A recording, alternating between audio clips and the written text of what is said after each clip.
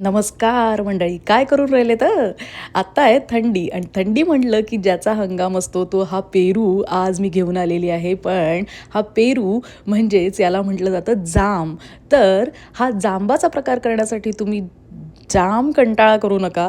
कारण कितीही थंडी असली आणि थंड थंड पाण्यामध्ये हात घालायचा कंटाळा येत असला तरी ही रेसिपी मात्र एकदम चटकन होणारी आहे आणि अतिशय चटकन तितकी चविष्ट होणारी आहे. आणि आमच्याकडे तर अलाल करून चालणार नाही आहे, कारण नळ उघडल्याबरोबर गरम गरम पाणी येतं, त्यामुळे कुठल्याही प्रकारचा जॅम पण लागत नाही, काम करताना अडथळे येत नाही आणि हा जांबाचा प्रकार झटकन होऊन जातो.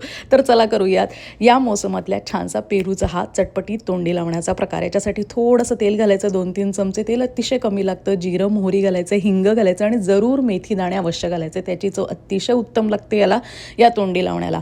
थोडंसं हळद, थोडंसं तिखट, त्याच्यानंतर हे पेरूचे तुकडे.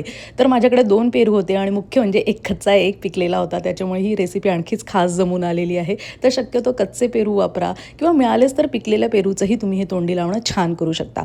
काही ठिकाणी याला पेरूची भाजीसुद्धा म्हटलं जातं किंवा तोंडी लावणं म्हणून सुद्धा ह्याचा वापर केला जातो. जसं तुम्हाला वाटेल तसं करा, पण हे करण्याचा जाम कंटाळा अजिबात करू नका, कारण इतकी खास ही जांबाची रेसिपी आहे. तर आता हे एकत्र करून घ्यायचं आहे मसाल्यामध्ये एकदम मस्तपैकी. आणि याच्यामध्ये कच्चा पेरू असल्यामुळे पाणी घालून याला शिजवून घेणं फार गरजेचं आहे. जर पिकलेले पेरू असतील तर जास्त पाणी घालून शिजवण्याची याला गरज पडत नाही, तसंच वाफेवर ते छान शिजून जातं. आता पाणी घालून मी थोडीशी वाफ येऊ देणार आहे, अगदी 2 मिनटं 4 मिनटं. लगेच शिजतं पेरू. आणि ते झाल्यानंतर आपल्याला याच्यात चवीप्रमाणे मीठ घालायचं आहे. बघा किती छान शिजून गेलेला आहे हा. तुम्हाला जर जास्त शिजव असं वाटत नसेल तर पाणी अतिशय कमी घातलं तरीही चालेल. आता ही आंबट गोड तोंडी लावणं आहे, त्याच्यामुळे गूळ घालणं अतिशय गरजेचं आहे. कधी कधी पेरू आंबट असतात, कच्चे तर आंबटच असतात थोडेसे, त्यामुळे गूळ अवश्य घाला. आणि अशी ही चटपटीत हे तोंडी लावणं जाम जाम आवडणार आहे सगळ्यांना. तर या पद्धतीने नक्की करून बघा. थोडीशी परत एकदा वाफ देते आहे मी, म्हणजे गूळ छान विरघळेल आणि छान असा तेलाचा तवंग सुटल्यासारखा दिसेल.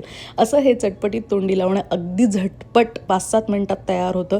खूप पौष्टिक, खूप रुचकर आणि खूप स्वादिष्ट लागतं. आणि हा जो हंगाम आहे याच्यामध्ये येणारे जे पेरू असतात ते अतिशय छान लागतात. तुमच्या अंगणात जर पेरूचं झाड असेल तर नक्की झाडाचे पेरू पटापट तोडा, धुवा, चिरा आणि मस्तपैकी हे तोंडी लावणं जरूर करून बघा.